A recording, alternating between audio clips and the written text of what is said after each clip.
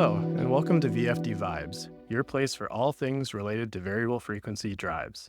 If you're interested in how to make things turn, or manufacturing technology in general, then this is the place for you. I'm your host, Greg Wichman, and this is episode 2, VFD Basics. Today we're going to cover the basic operation of a variable frequency drive, along with a lot of the vocabulary you will hear if you maintain, program, or sell VFDs. To help discuss our topic today, I have a guest, Tony Gabriel, on with me. Thanks for being here today, Tony. Greg, thanks for having me here. Can you tell the listeners a little bit about your background and professional experience? Sure. Well, I've been with Yaskawa almost 12 years. I started in the tech support group where I was for about 2.5 years. I quickly became the HVAC lead technician. After my time in tech support, I was moved into the building automations group, where we provide quotes for our distribution network. Excellent. It's always great to have people with such broad experience on the show. So let's kick things off. I think our listeners already know that a variable frequency drive, sometimes called a variable speed drive, electronically controls the speed of a motor. But to dig into why that's important and why such an invention was needed in the first place, can you tell us how motors were controlled before drives existed? Sure. Well, you've probably experienced it if you're of my age, where you're in an office building or maybe even your own home when your furnace turns on. Years ago, it would start maybe across the line or a contact would close, your home furnace starts up, kind of an obnoxious noise. It goes from 0 to 100%. There's no varying of the speed.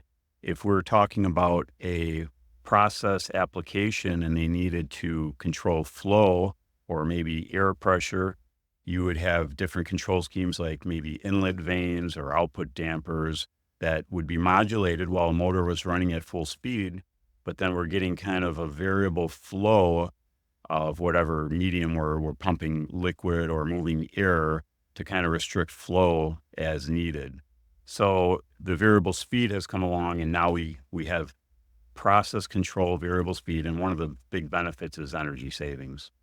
Yeah, because if you need 50 CFM and the motor and the fan is providing 100, you're utilizing energy to move 100, even if you're dampening it down to 50. So that's a pretty wasteful setup, basically. Correct. Yep. Back before VFDs, was there any way to control the speed of motors? So there were other ways to get a variable speed from three-phase control. Maybe if you had a DC motor, for example, some different type of control, but from AC power, it was a very specialty application or specific application. I can remember working on bag machines at a paper converting company that I worked at in a previous position. And this equipment was from the 50s. They were 4-color printing presses with bag machines, and it was a motor that actually had another motor attached to it called a pilot motor. And from what I remember, it would actually rotate the stator or move the stator to kind of achieve a variable speed. I had worked on these machines back in the mid-2000s. Some of that stuff was still in use, but it was all kind of failing at that point, about 50 years old. And we were updating that equipment with VFDs. Just a much better process control. Yeah. It sounds like a pretty complex system, and it probably wasn't cost efficient on small scale. You're talking about a paper mill where these are probably very large drives. Yeah, those in particular were 10 to 20 horsepower motors for those machines, yeah. You mentioned energy savings as one of the main benefits of a drive. How does it actually save us energy versus starting across the line? Well, the energy savings, let's just touch on that really quick. Running a motor at 100% flow, we're using 100% energy, 100% torque. Now with variable speed, which we'll talk about how we generate that, if you're running your motor, let's say at 30 hertz, which would be 50%, you could take the cube of the motor speed, which would be 50%, so 0.5 times 0.5 times 0.5, and that works out to about 12.5%. That would be the energy consumed at 30 hertz, half motor speed, and you're using 1/8 of power. So you can see how the energy is cut dramatically when you're running at a part speed. which is generally where you're going to run if you have a VFD on the application. Typically, full speed is not required at least 100% of the time. I'm sure we could spend an entire episode on VFD benefits and applications. If we bring it back around to the basics, how does a modern VFD control motor speed? Let's get into that.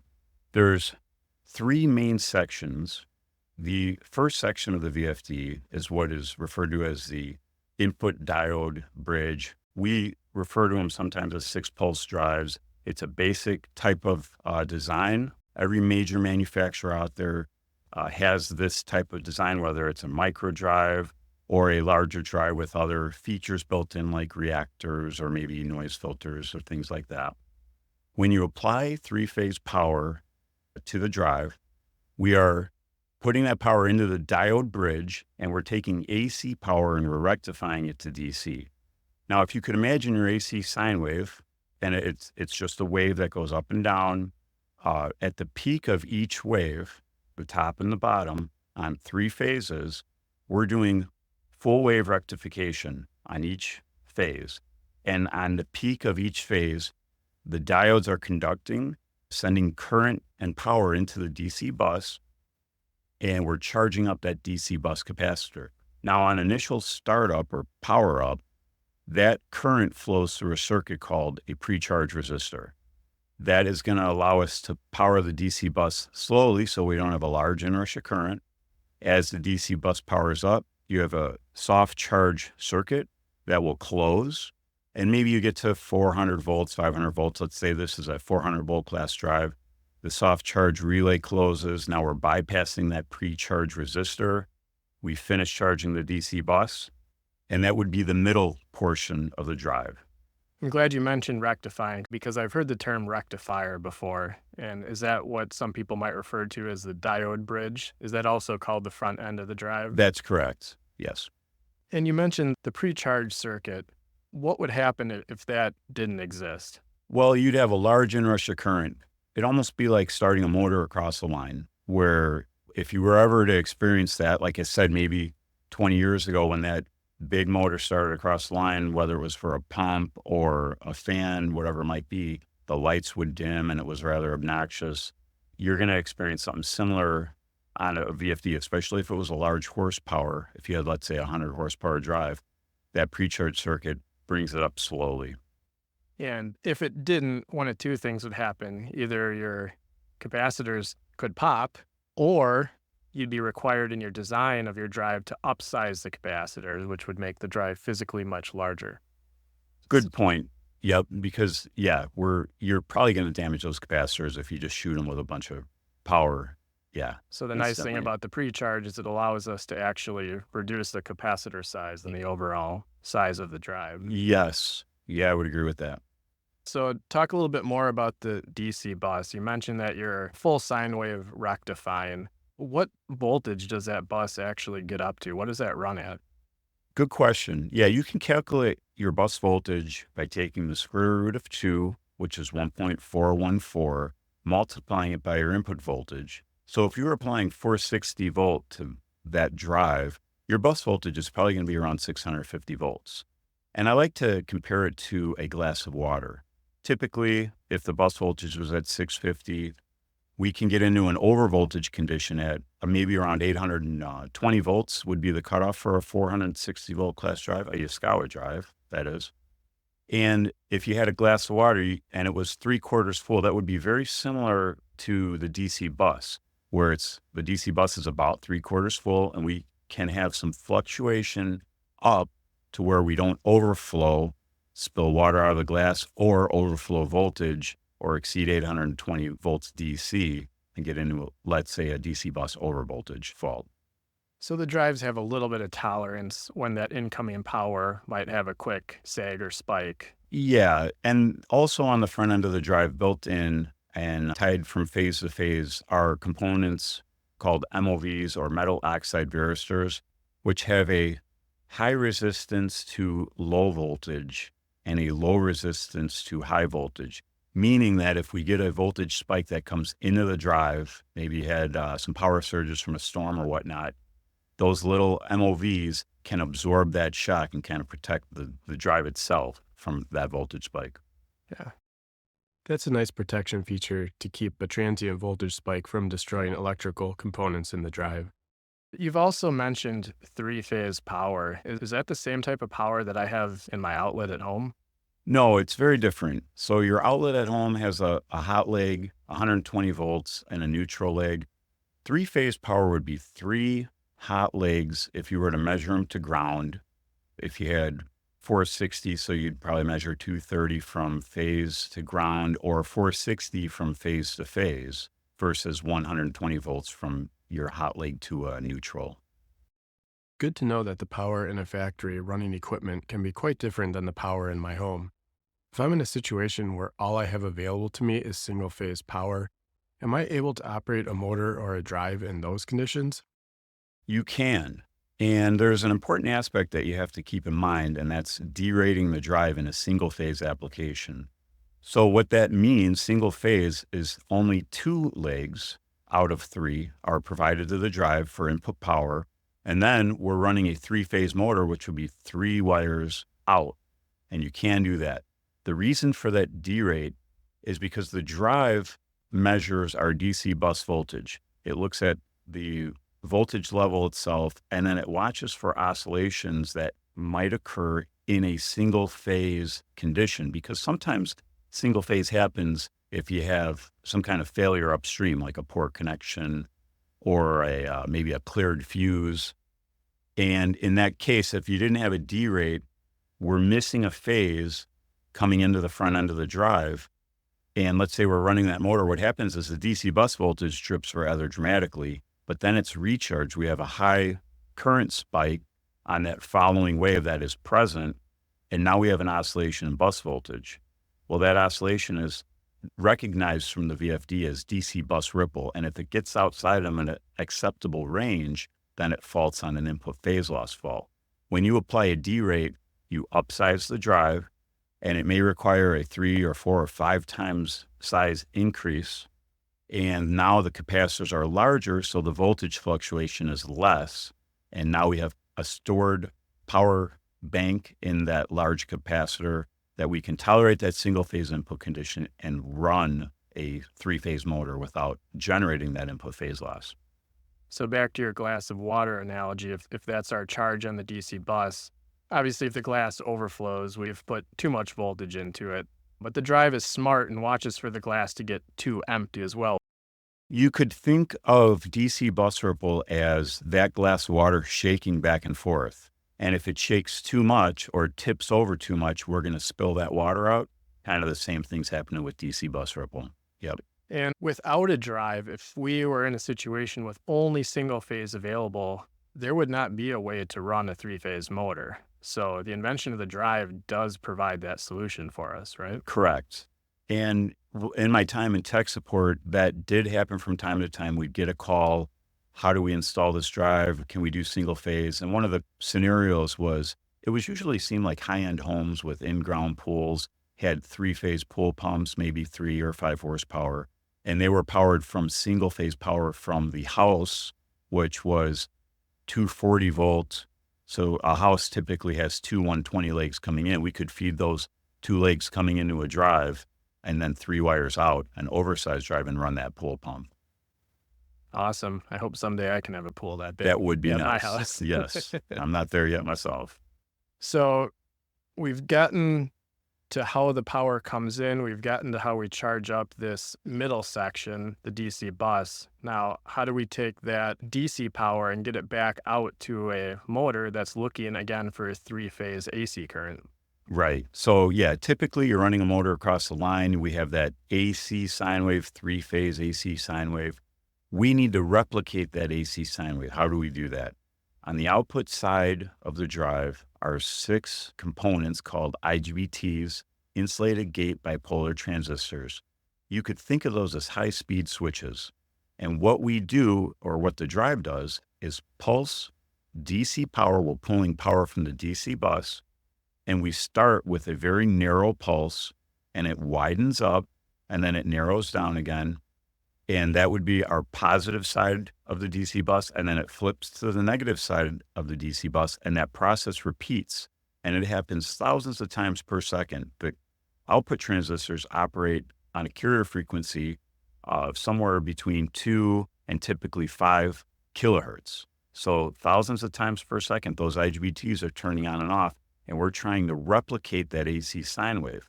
And in the background, with that pulse and how the drive varies it, is how we send the correct voltage to the drive and the hertz, because we can spread those pulses out to run at something, let's say 5 or 10 or 15 hertz, something very slow, all the way up to 60 hertz.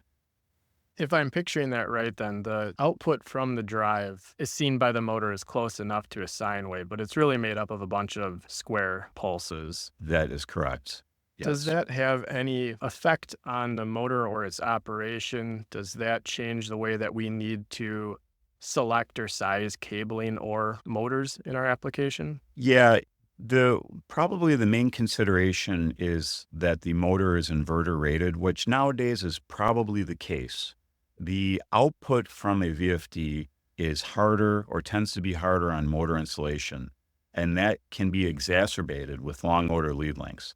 Let's say you have a motor that's 300 feet away, those pulses, and remember there's thousands of them per second, have to carry through that long motor lead length. That signal can tend to degrade.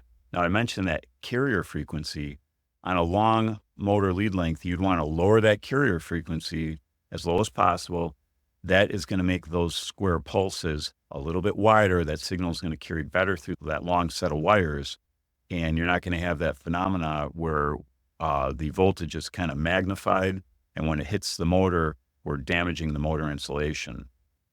Are there any other ways besides the carrier frequency, especially when we get to really long lead lengths, maybe 1,000 feet or more? Are there different things we can do to help get a better voltage, a better signal down to that motor? Yeah, there are several different components or accessories that can be added. Probably one of the big ones, and it's probably one of the more favorite ones because it's the cheapest, would be a reactor. Just a simple inductor. We're adding some impedance to the output side. If it's extremely long wires, like you said, 1,000 feet, that's getting pretty excessive in length. DVD-T filters, sine wave filters are other options, a little more expensive, but that can help to filter the signal, improve the signal, and then we're sending the proper signal. The motor is seeing the proper signal. It's a cleaner signal. All right, that makes sense. Are those components typically external add-ons or are they built into drives? Because I've seen a lot of drives out in the field that are the same rated horsepower, but the sizes of what I'm looking at might vary drastically. So what might be a reason for that? Well, depending on the application, yes, the size would vary. Now, those components can be included in the VFD package itself, but sometimes the customer will provide those. If we were to build that package through Yaskawa, those components would be included in our cabinet. Devices like the output reactor generally function better when they're installed near the motor, but it's not absolutely necessary. You can still have a benefit from installing a reactor on the drive side, meaning inside of the enclosure. So if I summarize, add-ons to the drive can be purchased by the end user and installed externally to the drive, or we can build what we call a packaged drive that has these devices and accessories built in. In this case, when the drive arrives, it's how you want it, so you just wire it up and go. If we circle back to one of the VFD's main benefits of energy efficiency, we spoke about how the drive uses speed control to limit inrush current and lower power utilization when full speed is not needed. But in these cases, how does the VFD know at what speed it actually needs to run? Good question. Yeah, the drive needs a couple things to run, or to start and operate a motor: a run command and a speed reference. If you apply power to a drive and it's wired to a motor, it's not going to start that motor unless you tell it what to do. And generally, a speed reference or a speed signal, speed command, however you want to term it, is something that is provided externally from our customer, whether it's through some kind of signal generator, maybe a PLC controller. That's going to be a 0 to 10 volt DC signal typically, or a 4 to 20 milliamp signal. It could be maybe 0 to 20 milliamp, but 4 to 20 milliamp and 0 to 10 volt DC signals are very common. And since our last episode was on network connectivity, I'm going to also mention that speed reference could come from a network connection. That's true and good point. You could be commanding it through a network. BACnet is pretty big, BACnet MSTP, some kind of serial protocol. Yes. Yep. Or in the industrial world, Ethernet IP, quite a big one. Right. EtherCAT, there's several of Yeah, them. there's several protocols. Yeah, BACnet MSTP is big in the HVAC side. So drives aren't always connected up to a smart system like a PLC. With just sensor input, do they have a way to regulate pressure internally themselves, or do we always need some type of smart external controller? Good question. And it's worth pointing out because a lot of people don't understand or realize the capabilities of the VFDs. When I worked in tech support, often the signal was being provided from some kind of signal generator that had a transducer plugged into, let's say, ductwork for static pressure, or maybe a water pipe for monitoring PSI. And then it would maintain a set pressure or work to maintain a set pressure by sending out a speed signal to the drive. That functionality is included in modern VFDs. If you had a transducer, you could plug that feed into our VFD and program the proper parameters. There's probably about 5 or 6 parameters that you need to set, and you could have it regulate in a PI loop or PID loop, a couple different terms. They all mean the same thing, based on transducer feedback, based on your set point, and the drive will ramp up and down as required. And one of the newest features in HV600 is the ability to multiplex. What do we mean by that? Well, we can tie 4 drives in together with one transducer, and those 4 drives are on their own network, communicating or speaking with each other, sharing that feedback. And if we had, let's say, a 40-story hotel and there's a high demand for water in the morning, everyone's using their washrooms or taking showers, maybe all 4 of those drives are running. Now, that is all done automatically. As the load or demand drops, as the day wears on and people are leaving this hotel, maybe pump 4 turns off, pump 3. Maybe now, eventually we get down to pump 1 and it's running intermittently to maintain that set pressure. That's built into the VFDs. Oh, that's nice. So instead of needing to buy one 50 horsepower drive that ramps from 0 to full, I might be able to get away with 4 10 horse or 15 horse, and then I turn them on and off as needed. And I believe we have the capability to cycle lead pumps as well to make sure that pump 1 isn't the one getting quadruple the hours of all the other pumps, right? Yes. So you could have them switch lead positions. That is available. And the other nice aspect about it is if you had a pump fail or a drive or something happened to one of the systems, you could run that same system on the existing 3 pumps. If you only had that 150 horsepower drive and something happened to the drive or the pump itself, you're out of business. And the system's smart enough. If it's drive 2 out of the 4 drive setup that fails, drive 3 just becomes the new 2, 4 becomes the new 3, and it runs off of 3 up to the best of its capabilities. Exactly. So all automatically. Yep. So for speed control, we've got PI control, we've got network multiplexing, a lot of features built into the drive. In this episode, I don't want to get too deep off the subject of our basic VFD control. So I'm going to circle back one more time to talk about that DC bus again. And I have seen instances where motors and drives are controlling a very large load. And sometimes we want to slow that load down very quickly. And it has a lot of inertia. And of the terms I've heard, a regen and braking. And how does a drive handle those situations? What happens to the DC bus, and what is some of the common terminology we use in those scenarios? Yes. So regen refers to regenning power or basically turning the motor into a generator.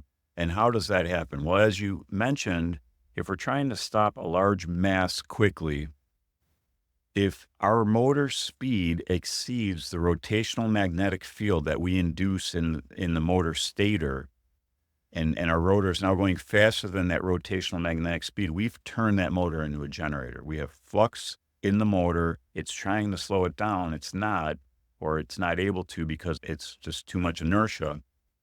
The output side of the drive you could think of as a two-way street.